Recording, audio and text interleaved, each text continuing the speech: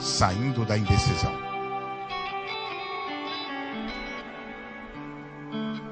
Primeiro Reis, capítulo 18, a partir do versículo de número 20, diz assim a palavra de Deus. Então enviou Acabe mensageiro a todos os filhos de Israel e ajuntou os profetas no monte Carmelo.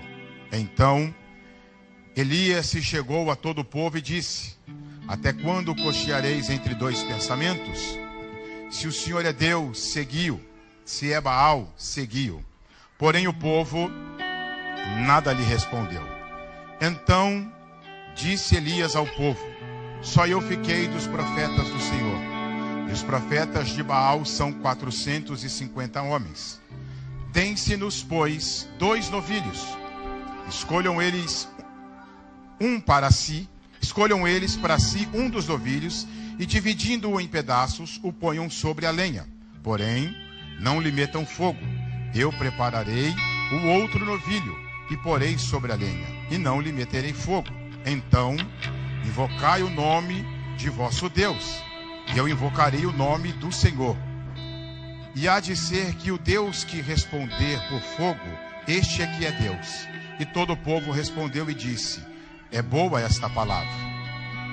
Disse Elias aos profetas de Baal: escolhei para vós outros um dos novilhos, e preparai o primeiro, porque sois muitos, e invocai o nome de vosso Deus, e não lhe metais fogo.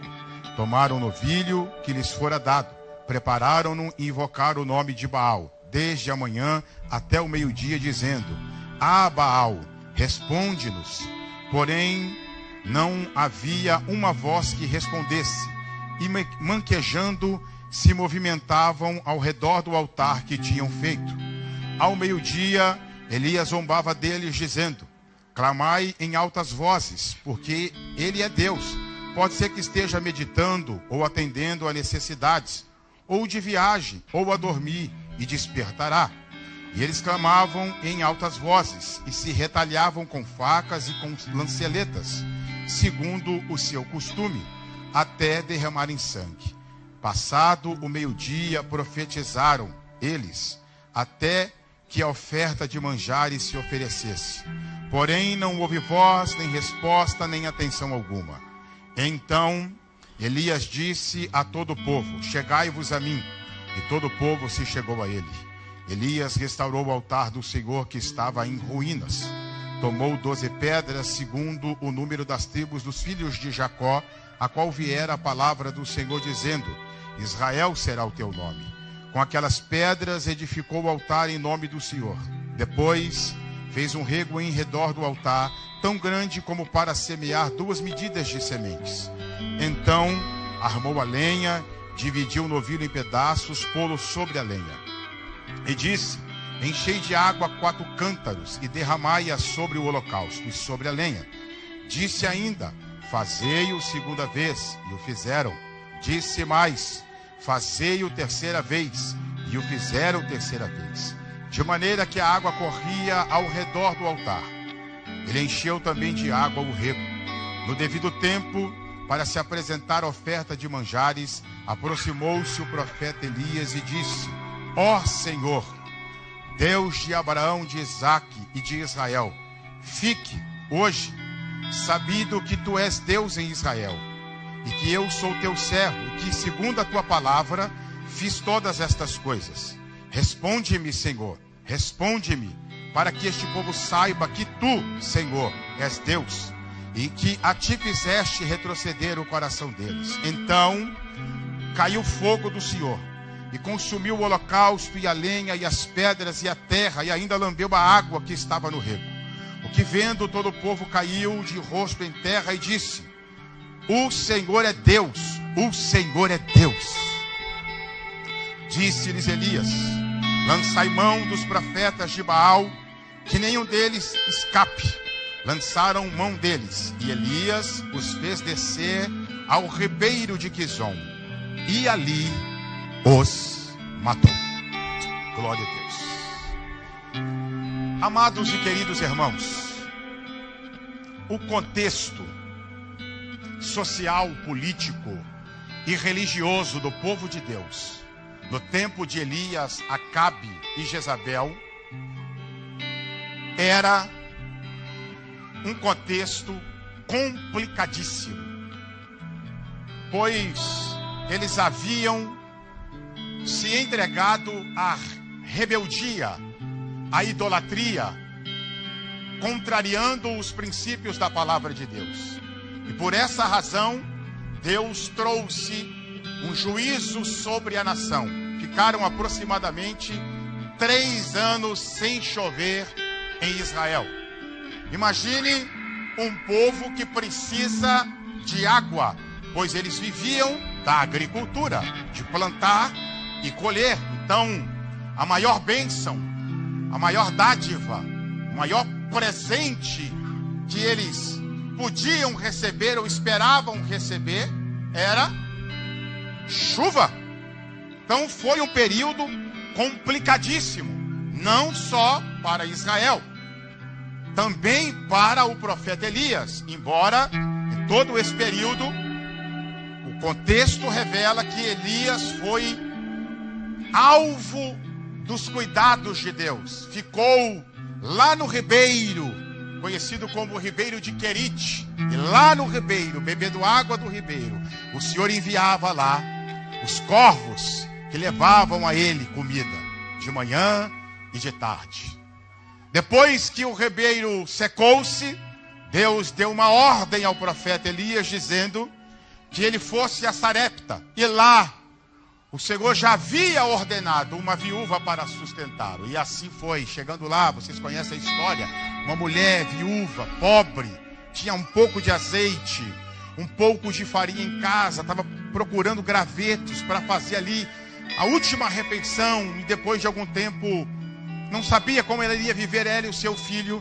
Mas o profeta, instruído por Deus, disse: façam um pequeno bolo primeiro para mim, porque assim diz o Senhor, a farinha da panela não vai faltar, nem o azeite da botija, até que o Senhor envie chuva sobre a terra. Então, esse período foi difícil, porque no trono de Israel tinha um homem chamado Acabe, o rei Acabe, que era um verdadeiro príncipe do mal.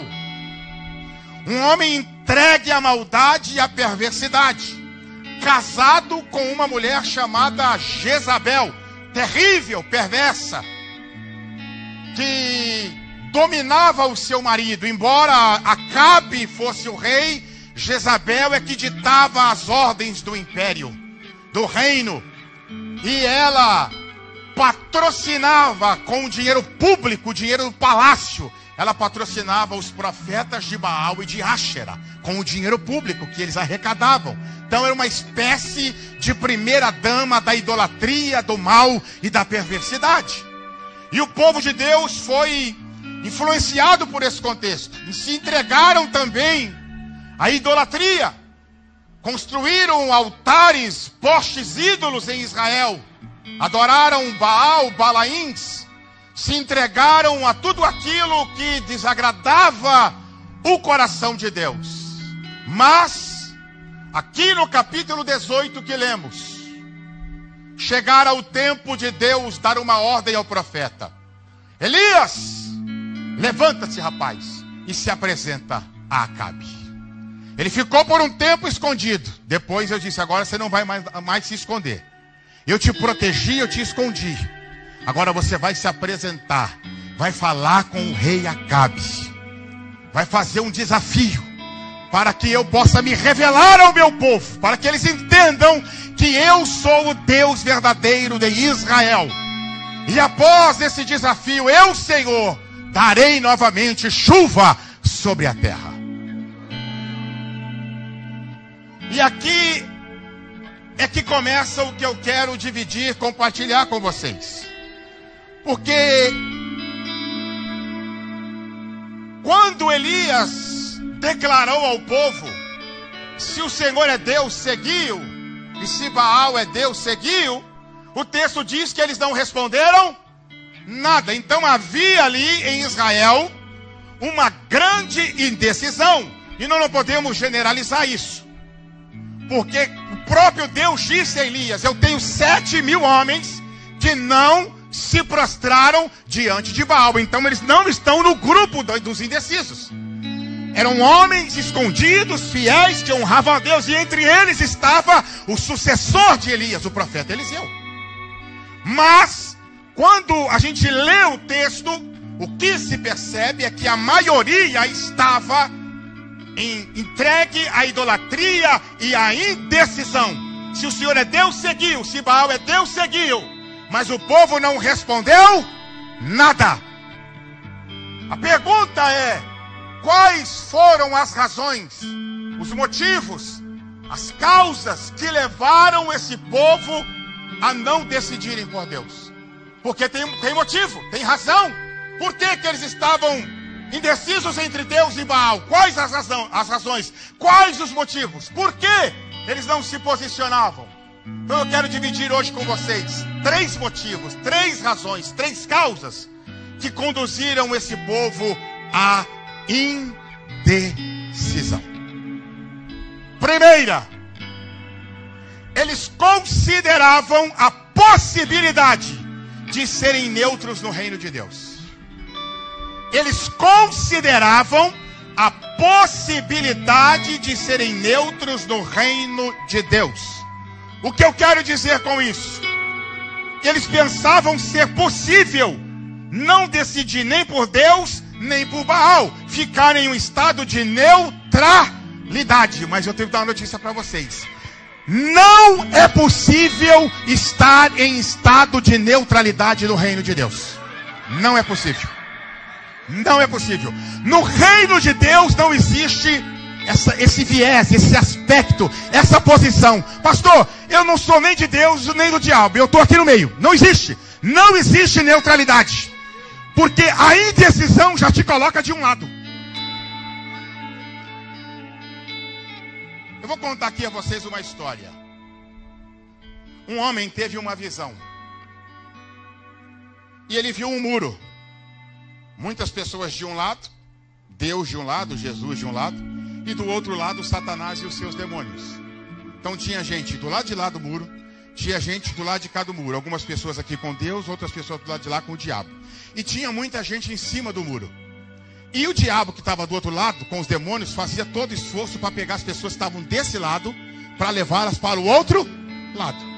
E muito esforço, muita dedicação, muito esforço. Aí, alguém disse ao diabo: a estratégia está errada. Porque para pegar quem está do outro lado é muito mais difícil. Vamos aproveitar e pegar quem já está em cima do muro. Ao que o diabo respondeu: fique tranquilo, o muro é meu.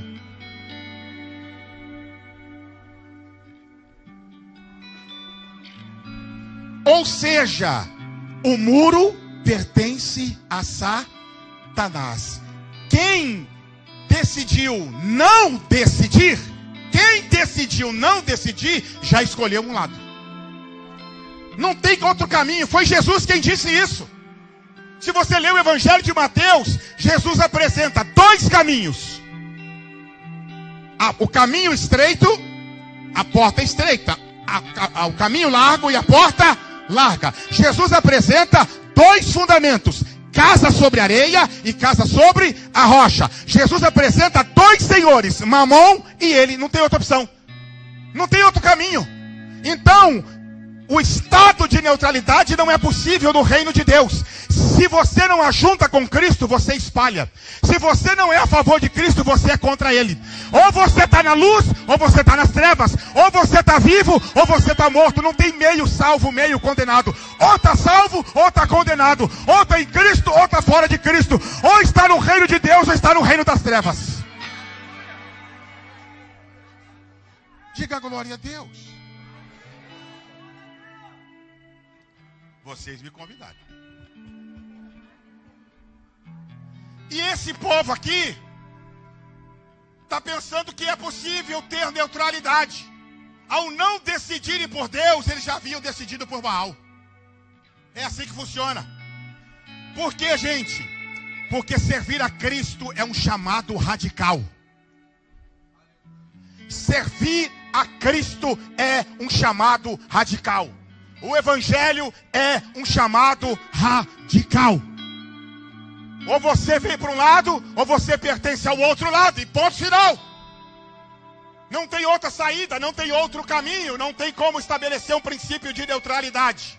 Por isso que eu vim pregar aqui hoje para dizer o seguinte: evangelho não é um convite para melhorar um pecador em potencial. Evangelho é um chamado para transformar a nossa vida. Você não está aqui para melhorar a sua vida. Você está aqui para ser transformado por Jesus e pelo Espírito Santo. Isso é evangelho. Evangelho não é reformar uma casa, é destruí-la para fazer outra nova. Evangelho não é, aleluia, um convite para eu me comportar um pouquinho melhor. O bom comportamento é fruto ou resultado de uma transformação interior que o Espírito Santo provoca no meu coração. Primeiro, você não é chamado para ganhar, você é chamado para perder no Evangelho. Aquele que não perder a sua vida por amor a mim, não vai ganhar nada. Mas aquele que perder a sua vida por amor a mim, achá-la-á, ganhá-la-á. Então, antes de ganhar, é um convite a perder.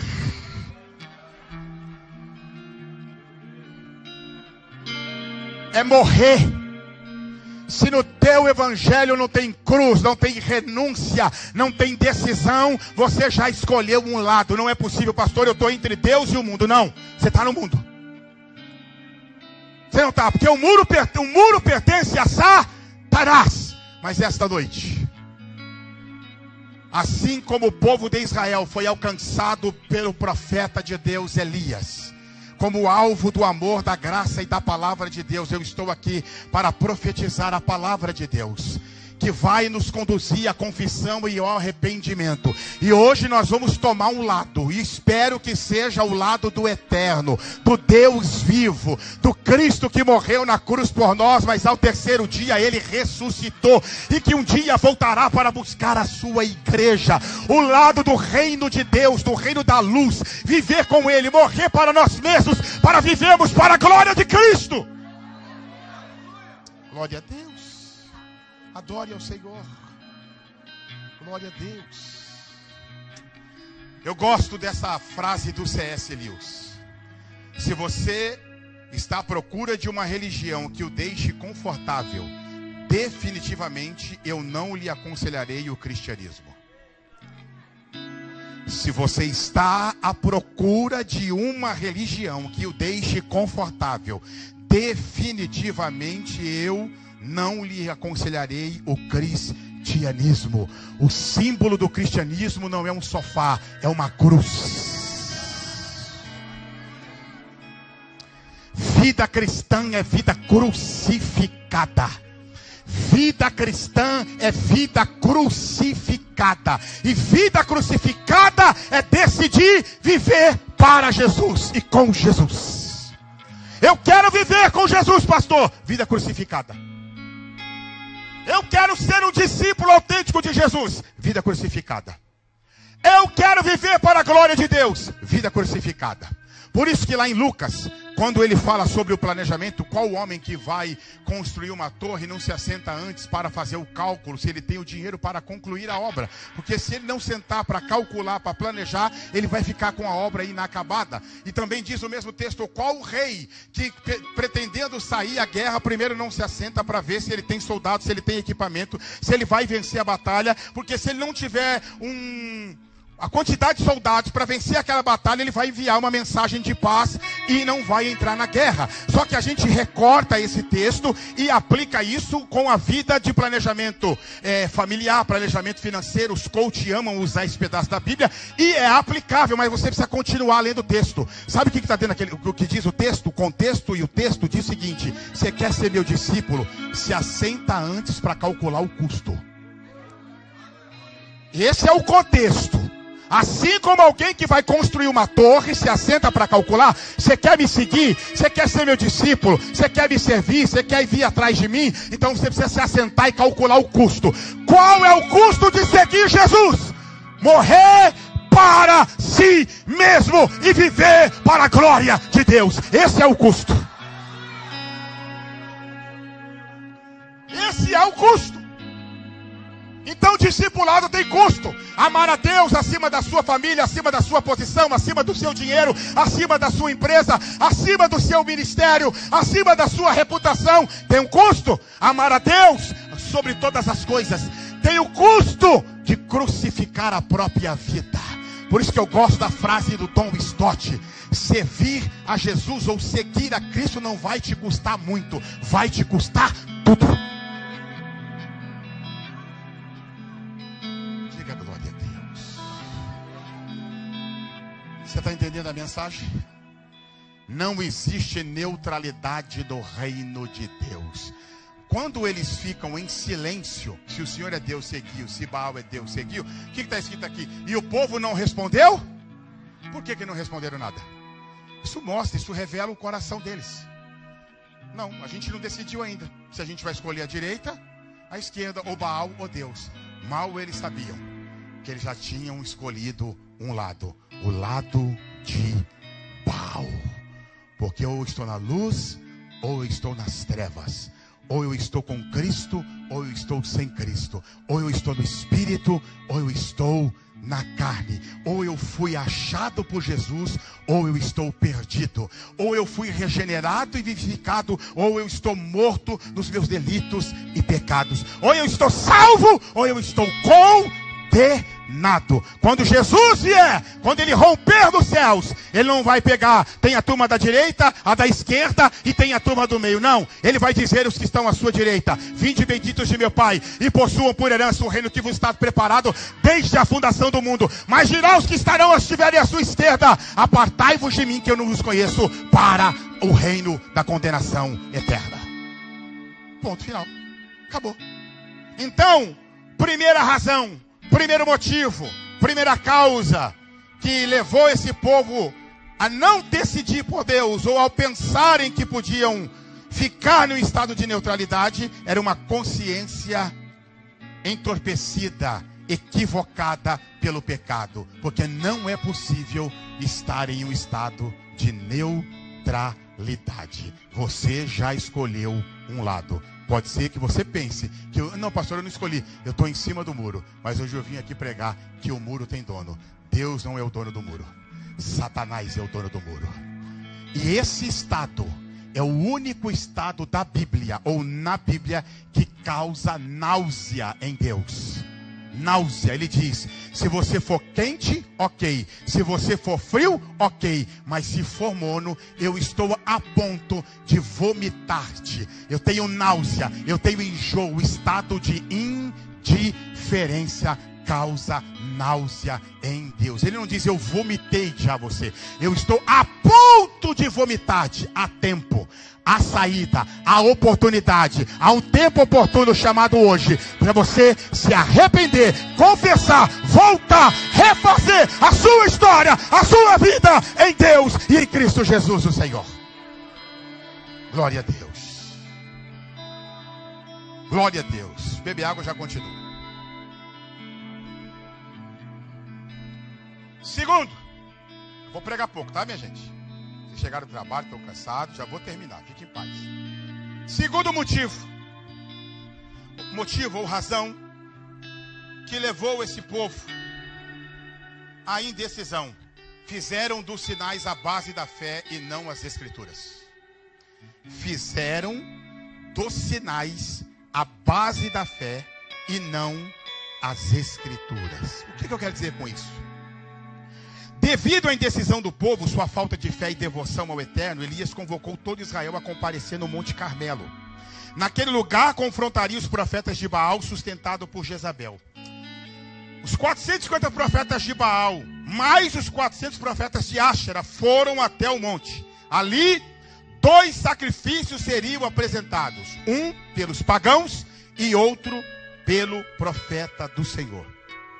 Ninguém poderia queimar os sacrifícios. Elias disse: vocês vão pegar o novilho, vão cortar e vão colocar sobre o altar. Eu vou pegar o meu novilho, vou cortar e vou colocar sobre o altar. O que era normal? Prepara o altar, coloca o novilho e eles tacariam fogo. Ninguém vai colocar fogo.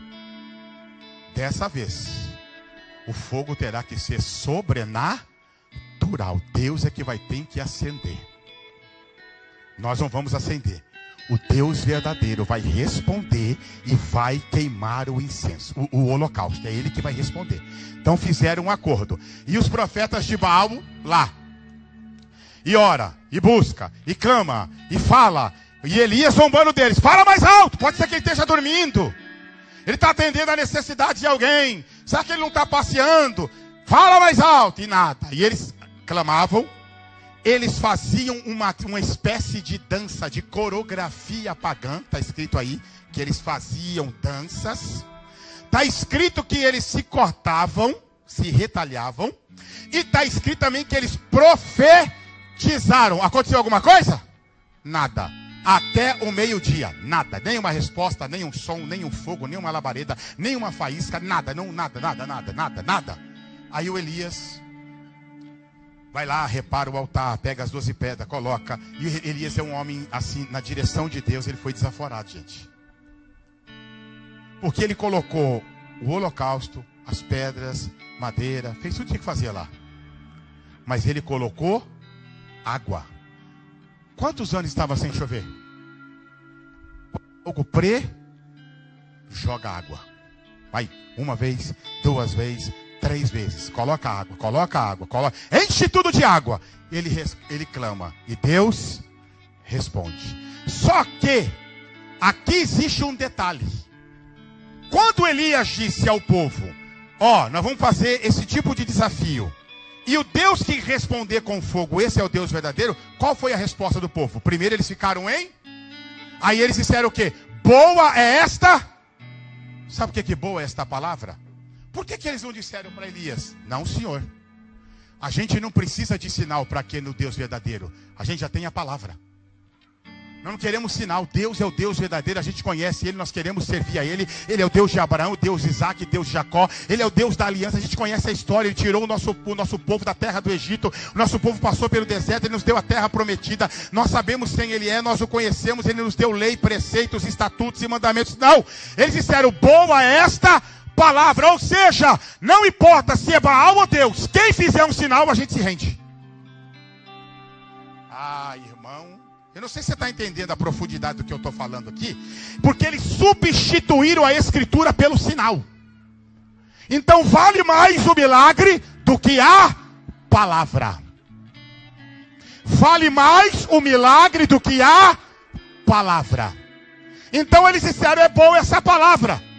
Por quê? Porque quem der um sinal, a gente se rende. E o crente não se rende porque aconteceu um sinal. A base da vida do crente é a palavra de Deus e não o milagre. A base da vida do cristão tem que ser a palavra de Deus, as escrituras sagradas. Mas o que tem acontecido conosco? O que tem acontecido conosco? Nós queremos o quê? Fala a verdade, irmão. O que você quer? O que eu quero? Sinal. Porque se não tiver um sinal, parece que ele não é o Deus verdadeiro. Parece que ele não está atuando. Parece que ele não existe. Parece que ele não está aqui na casa. Parece que ele não veio aqui hoje. Parece que ele não está na sua vida. Parece que ele não está na minha vida. Que ele não nos acompanha, que ele não nos vê, que ele não nos ama, que ele não nos deseja, não nos almeja. Que ele não habita em nós. Por quê? Porque eu preciso de um sinal para ser motivado. Eu preciso de um milagre para encontrar, aleluia, credenciais do meu coração para continuar servindo. Então o sinal sobrepôs a suficiência das escrituras. Pastor Hanna, você acredita no Deus que faz milagre? Eu sou milagre, irmão. Eu já vi Deus fazer inúmeros milagres. Ele ressuscita morto, cura, batiza com o Espírito Santo, põe paralítico para andar, ressuscita morto. Deus faz inúmeros milagres. É o Deus da Bíblia, é o Deus que nós acreditamos. Mas o sinal ou qualquer milagre é para nos conduzir a Cristo e não transformá-lo em um milagreiro da fé. Todo sinal é para nos conduzir a Cristo e não transformá-lo em um milagreiro da fé. É para que nós conheçamos quem Ele é de fato e de verdade. Então nós estamos vivendo um momento que as pessoas estão buscando, ansiando, orando e clamando por sinais. Amém? Nós temos que orar por sinal na igreja? Sim ou não? Mas eu vou dizer uma coisa para vocês. E não estou errado. E vou provar nas Escrituras. A busca intensa por sinais pode revelar um coração incrédulo. E a gente usa o texto de Gideão para validar isso, que a interpretação está completamente equivocada. Irmão, você tem que fazer pedir um sinal para Deus. Gideão pediu um sinal para Deus. Mas antes dos sinais, quem apareceu para Gideão? O anjo e falou assim para ele: o Senhor é contigo, varão valoroso, vai nesta tua força. Aí o Gideão: se o Senhor é conosco, por que nos sobreveio todo este mal? O que é feito das maravilhas que nossos pais nos contaram? A situação que a gente está, a miséria que nós estamos. Aí continua o texto: e o Senhor lhe disse, você vai livrar Israel da mão dos midianitas, porque eu serei contigo. Quem apareceu? Um anjo. Aquele anjo provavelmente o próprio Senhor, o anjo do Antigo Testamento, que se revelava como o próprio Deus. Na sequência você vai encontrar Gideão dizendo assim: se o Senhor é comigo, eu vou pegar um punhadinho de lã e vou colocar aqui fora. Eu quero que ele esteja cheio de água e a terra em volta toda seca. Acorda o Gideão de manhã, pega a lã. O que aconteceu? Cheia de água. Diz o texto que ele encheu um copo, apertou assim, ó. Deus respondeu a Gideão. Aí você imagina o quê? Agora o Gideão vai, mano. O anjo falou com ele. O Senhor, que era o próprio anjo, falou com ele de novo. Agora ele recebeu um sim. Aí ele vira para Deus, diz assim: não fique irado, não. Não fica bravo. Não fique irado. Eu quero mais um. Agora eu quero ao contrário. Eu quero tudo. Eu quero a lã seca, sequinha, e tudo em volta, Aí no outro dia, estava daquele jeito que ele pediu. Aí a gente prega assim: Gideão era um homem tão íntimo de Deus, que ele pediu 2 sinais e Deus deu. Não, Gideão não era íntimo. Gideão tinha tanta dúvida no coração, que além da voz de Deus, ele precisou de 2 sinais para se levantar e lutar. Porque quem crê no poder da palavra não depende de um sinal para se movimentar. Quem crê no que Deus já disse não precisa de um sinal para entrar em ação. Se Deus falou: eu estou com você, você é valoroso, você vai vencer, você vai lutar. Não precisa aparecer anjo, não precisa ter visão, não precisa bola de fogo, não precisa sonho, não precisa profecia. Eu tenho a palavra. Eu tenho a palavra.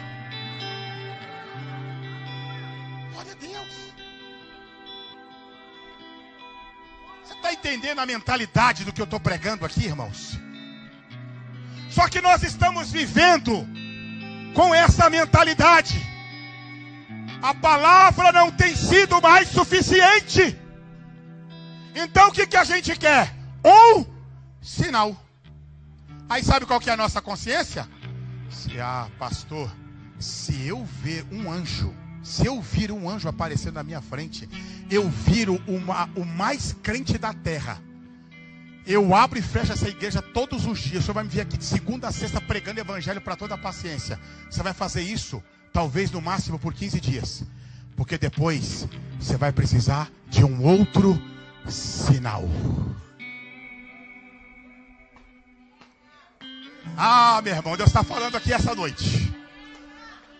Agora, quem entendeu que a palavra é verdadeira, fiel, eterna, e o que Deus diz aqui é verdade, ele não precisa de um sinal. Ele já tem a palavra que declara o que ele precisa fazer e quem ele é em Cristo Jesus, o Senhor. Então tem gente que está aqui hoje, sentadinha aqui na igreja. E se eu perguntar assim a ela: você acredita que Deus te ama?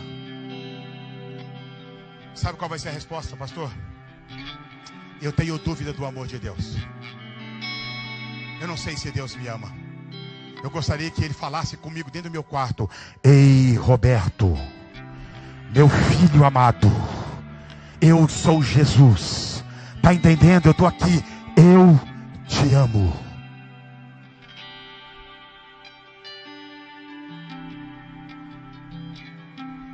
Agora, se você ler Romanos 5:8, se você ler Romanos 5:8 e entender que isso é verdade, que é Deus falando, que é palavra, que é âncora, que é princípio, que é verdade eterna, que é revelação de Deus, você não vai precisar de uma voz audível no seu quarto dizendo eu te amo, porque está escrito: Deus prova o seu amor para conosco pelo fato de ter Cristo morrido por nós quando éramos ainda pecadores. A maior prova do amor de Deus não é uma voz audível, não é uma cura, não é um milagre, não é uma porta aberta. A maior prova do amor de Deus é Cristo pendurado no Calvário, sendo entregue pelo meu e pelo seu pecado, sendo moído pelo juízo eterno, separado do Pai para nos reconciliar. Ele viveu a morte para nos dar a vida, ele assumiu a maldição para nos dar a bênção, ele sofreu o juízo para nos dar salvação e vida eterna. Então a palavra me diz que ele me ama. Então eu tenho convicção que sou amado, amado muito mais do que imagino e penso. Glória a Deus. Você pode glorificar o Senhor esta noite? Estou vendo já gente chorando, gente glorificando a Deus, gente se quebrantando. Sabe por quê? Porque nós precisamos entender que nós não somos movimentados por sinais. Deus é soberano e faz a hora que Ele quiser. Mas a palavra é âncora do nosso coração e da nossa alma, ou deve ser. Tem gente aqui hoje passando por luta, privação, perda, dificuldade, problemas terríveis. E você está assim olhando para o céu e dizendo: pastor, o céu está de bronze. Deus saiu de cena, eu não consigo ver Deus.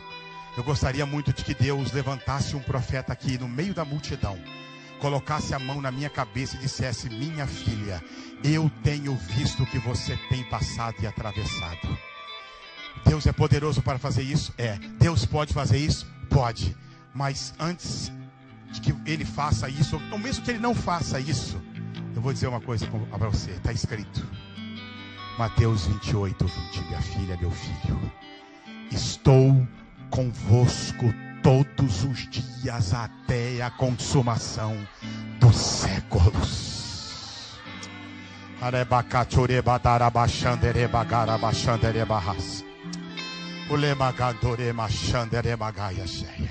Sabe qual é o problema? É que a Bíblia não tem sido mais suficiente na nossa vida, nos nossos cultos, na nossa prática espiritual. A gente está dizendo: Deus, eu quero um sinal, eu quero um milagre, eu quero um anjo, eu quero um fogo, eu quero ver um cego enxergar. E eu já disse aqui e repito: Deus pode fazer, mas Ele está conosco todos os dias até a consumação do século. Pastor, eu não estou entendendo nada. Deus está com você. Pastor, eu não sei qual é a razão. Deus está com você. Pastor, eu não sei onde é que isso vai dar. Deus está com você. Pastor, eu não sei como fazer. Deus está com você.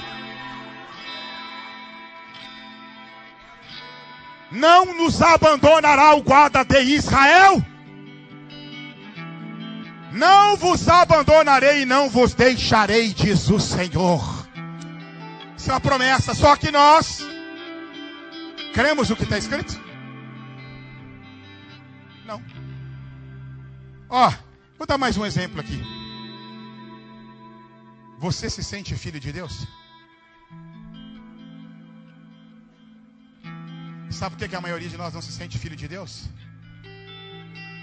Porque você associa filiação com performance. Sabe o que é associar filiação com performance espiritual, com demanda espiritual? É assim, ó. Na semana que você orou, jejuou, leu a Bíblia e veio à igreja, se eu perguntar para você: você se sente filho de Deus? Sabe qual vai ser a sua resposta? Sim. Sim, pastor. Estou me sentindo tão amado essa semana. Estou me sentindo tão querido por Deus, tão perto de Deus. Por quê? Porque eu jejuei, eu orei, eu consegui vir à igreja, ainda preguei o evangelho para alguém. Aí na outra semana não deu para você vir à oração. Por algum problema você não conseguiu jejuar. Também não teve a oportunidade de pregar o evangelho para alguém. E nos 3 cultos da semana você veio só em um. Aí eu te encontro aqui no domingo e você está meio cabisbaixo. E aí, meu irmão, como é que você está? Tá indo, pastor. Mas e aí? Como é que tá? Ah, não sei. Tô meio assim, não sei. Parece que Deus está meio chateado comigo. Aquela sensação de que Ele vai pesar a mão na minha vida, vai me colocar no leito de morte e vai acabar comigo, pastor. Estou sentindo que Deus está longe, Deus está distante. Sabe por quê? Que a gente associa o amor de Deus as nossas performances espirituais. Quem define identidade pelo serviço que presta não entendeu o que é identidade espiritual. A nossa identidade não está no que fazemos, está no que Cristo fez.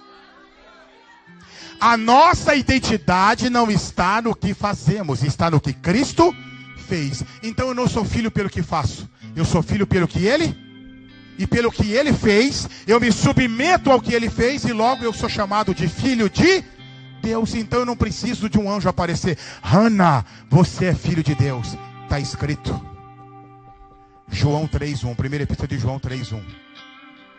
Que nós somos filhos de Deus. Está escrito no Evangelho: todos quanto receberam, deu-lhes o poder de serem feitos filhos de Deus. Mas eu não acredito no que está aqui. Eu preciso que Deus me dê algum sinal para provar que eu sou filho. Não! A palavra diz que quem o recebeu é filho pelo que Ele fez. Então eu não sou filho no meu mérito, eu não sou filho na minha autojustiça, eu não sou filho pela minha performance. Eu sou filho porque Jesus sofreu a ira do Pai e me reconciliou com o Pai na cruz do Calvário. E eu aceitei, eu me submeti e agarrei pela fé a obra vicária, substituta e redentiva de Cristo. Por isso eu sou filho. Eu poderia ficar aqui, irmão, horas e horas falando com vocês sobre isso. Esse povo disse para Elias, respondeu Elias: boa é esta palavra. Por quê? Porque o sinal ou os sinais estavam acima das Escrituras. O que Deus disse, Ele disse e basta.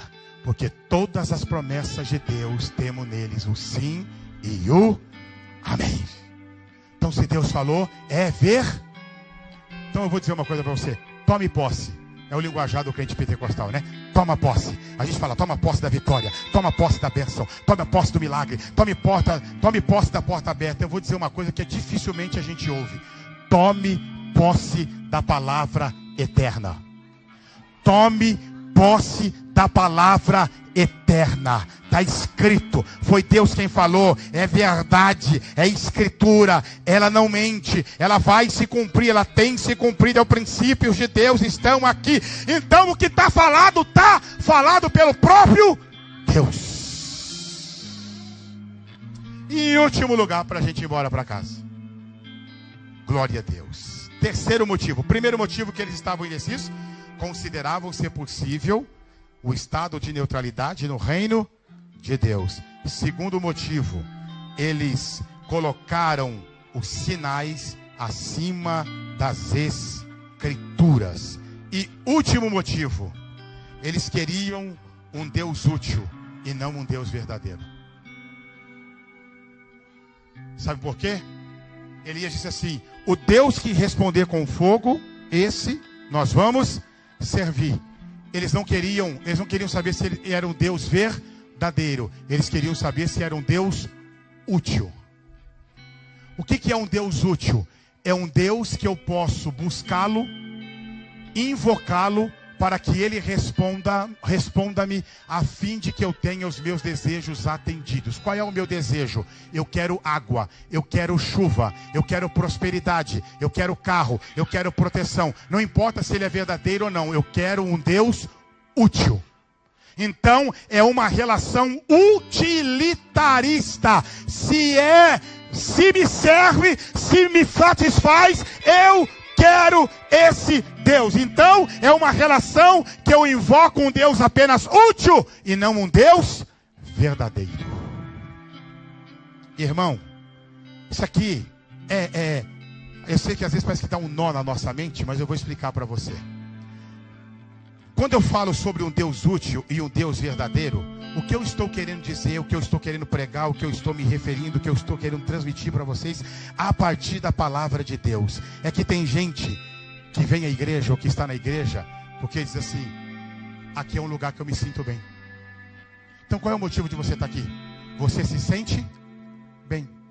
Tem gente que está aqui, pastor, chega na sexta-feira, eu estou quebrada. Eu estou exausto. É meu chefe, é minha família, é o meu pai, é minha mãe, é emprego, é filho, é dívida. Aí quando eu venho aqui a Rara no domingo, pastor, tem esse louvor gostoso, maravilhoso. Eu fico toda arrepiada, pastor. E aí eu volto renovada para segunda-feira para trabalhar. Então aqui é um ambiente que me renova emocionalmente. Tem gente que está aqui porque diz assim, era a religião do meu pai, da minha avó, era a religião do meu pai, e agora eu decidi ser crente. Por quê? Porque eu quero manter a tradição da minha família. Minha avó era crente, meu pai também era crente, e eu também sou crente. Deixa eu dizer para você, se você está aqui só para se sentir bem, se você está aqui só para ser renovado emocionalmente, se você está aqui só para receber um apoio pastoral, se você está aqui só para se sentir acolhido a uma família, se você tiver um problema, vai cuidar de você, todos esses motivos são válidos e verdadeiros. Mas existe algo muito maior e muito mais profundo. Eu estou aqui porque eu entendi que nenhum outro nome há salvação a não ser no Senhor nosso Deus. Então não estou aqui porque eu estou buscando um Deus útil. Eu estou aqui porque eu entendi que Ele é o único verdadeiro.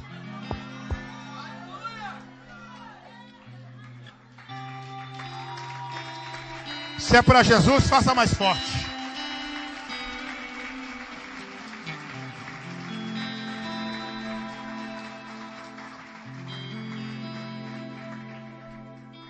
Quem está entendendo o que eu estou pregando aqui? Por que que eu estou aqui? Porque Ele é o Deus verdadeiro. Eu não reduzi a minha relação com Deus ao utilitarismo. Eu fiz da verdade do caráter dEle, da perfeição do caráter dEle, a base da minha fé e da minha vida. Nada me arranca dEle, porque Ele é a verdade. Em um mundo e em uma sociedade onde as pessoas estão relativizando Deus, a verdade, a vida, o sexo, a relação, você diz para a pessoa, existe verdade? Não, não existe, existe versões, cada um tem a sua. Existe verdade? Não, não existe, tem pontos de vista. Eu vim aqui pregar hoje que existe a verdade. Se você quer ser cristão, você precisa se submeter a absolutos. A gente fala muito da palavra inclusão. A igreja tem que ser inclusiva. A gente fala pouco de absoluto. O evangelho é uma mensagem absoluta e exclusiva. Exclusiva. Então, irmãos, deixa eu dizer uma coisa para vocês.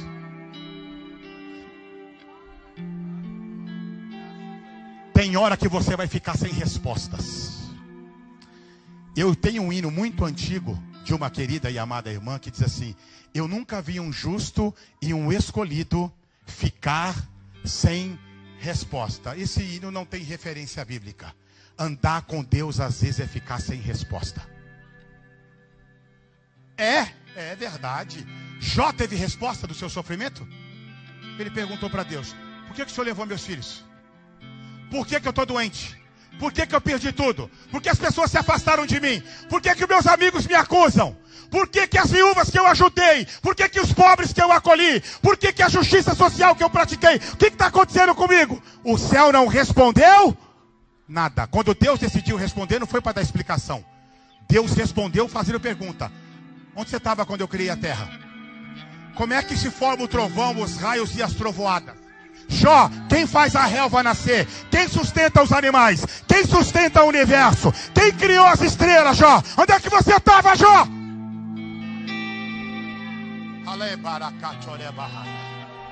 Irmão, nós precisamos voltar a pisar no solo da realidade da vida cristã. Andar com Deus às vezes é ficar sem resposta. Mas aí, agora aqui tem uma coisa que vai definir. Agora aqui tem uma coisa que vai definir. Se eu tenho só uma relação utilitarista, quando eu ficar sem resposta, eu o abandonarei.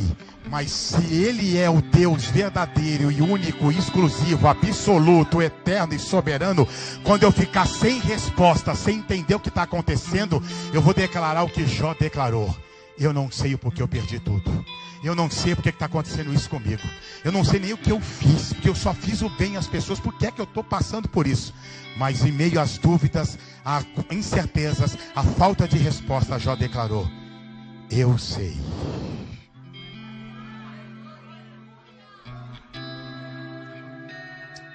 eu sei. O que é que você sabe, Jó? Que o meu Redentor vive.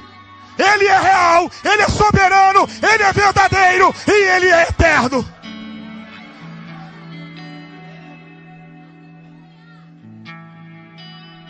Aleluia! Então, se Deus não der o que eu tanto estou pedindo, eu não o abandonarei. Por quê? Porque Ele é o único verdadeiro, o único eterno, o único soberano e o único que pode me salvar. E se Deus não abrir a porta, eu também não quero abandoná-lo. E se Deus, pastor, não curar o meu filho dessa doença que o médico já diagnosticou, não tem mais saída para ele, a gente vai orar porque nós cremos no milagre. Mas se o milagre não acontecer, o maior milagre não é Deus curar o teu filho.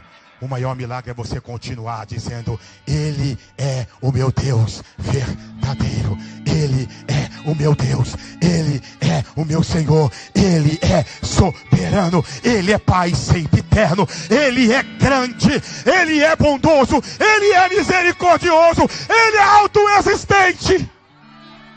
Aí está o maior milagre. Olha, Deus. Eu sinto graça de Deus essa noite, meus irmãos.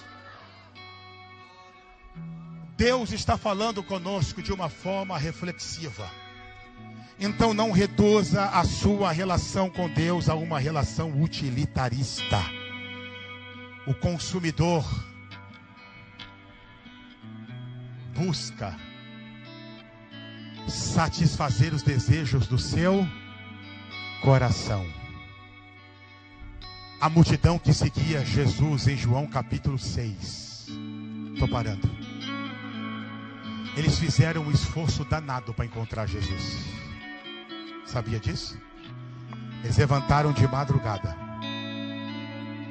Jesus não estava mais ali. Sabe o que o texto diz? Eles pegaram os barquinhos, no plural, e remaram até o outro. Desceram do barco, andaram, até que enfim encontraram Jesus. Disseram: Mestre, te encontramos. O que você responderia?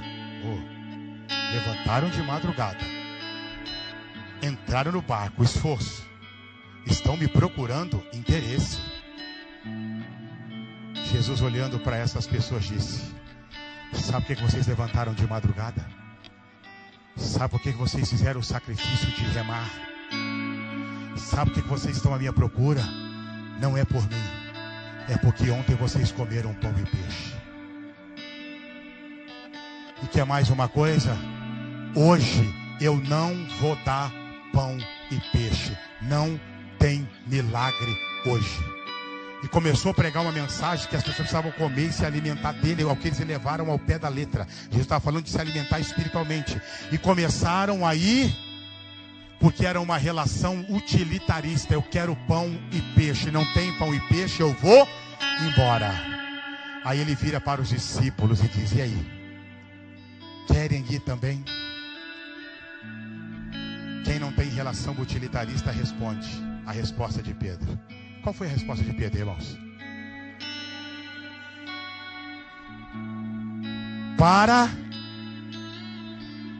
Tem um louvor muito famoso, tá assim: para onde iremos nós, né? Tá? Da Gabriela Rocha.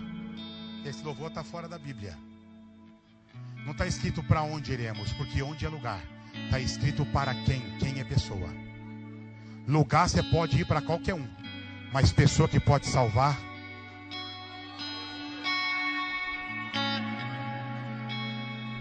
Não tem a ver com lugar. Não está escrito para onde.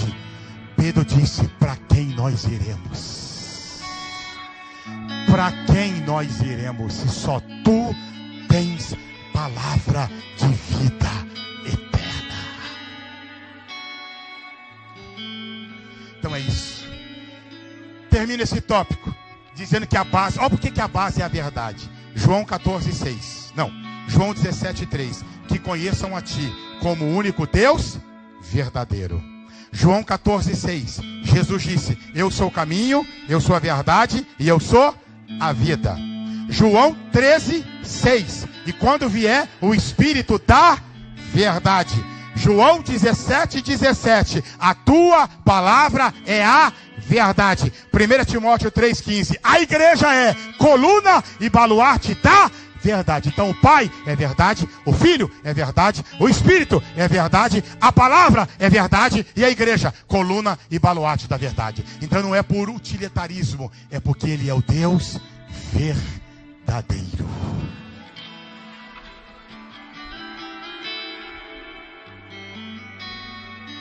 Não tem plano B. Não tem.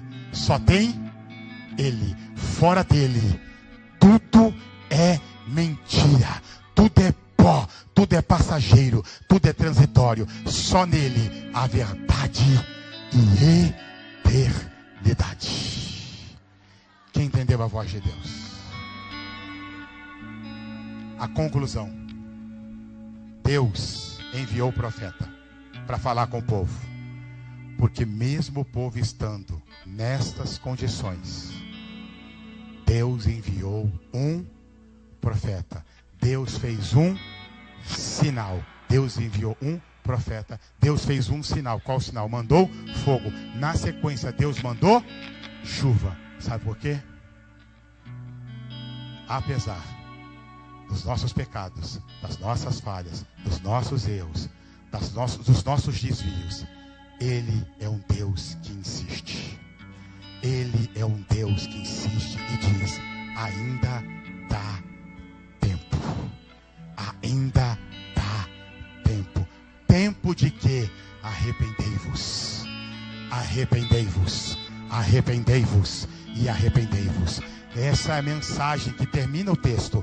Um profeta, Deus dizendo: eu trouxe o coração deles para mim, Elias. Eu estou me manifestando, porque ainda eles são alvo do meu amor, da minha graça e da minha insistência, porque eu quero levá-los ao arrependimento e à confissão.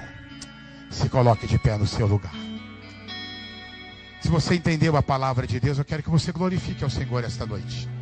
Que você adore ao Senhor, que você engrandeça o nome dEle, que você exalte o nome dEle, que você glorifique o nome dEle.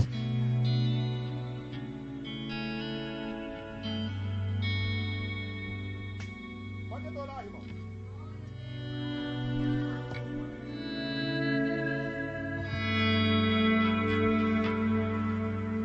Não é possível neutralidade no reino de Deus.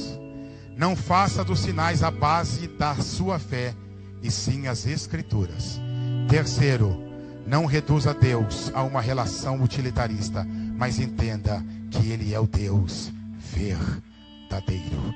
Eu não decidi pelo Evangelho porque Ele me faz bem. Eu decidi pelo Evangelho porque Ele é verdadeiro. Feche os seus olhos.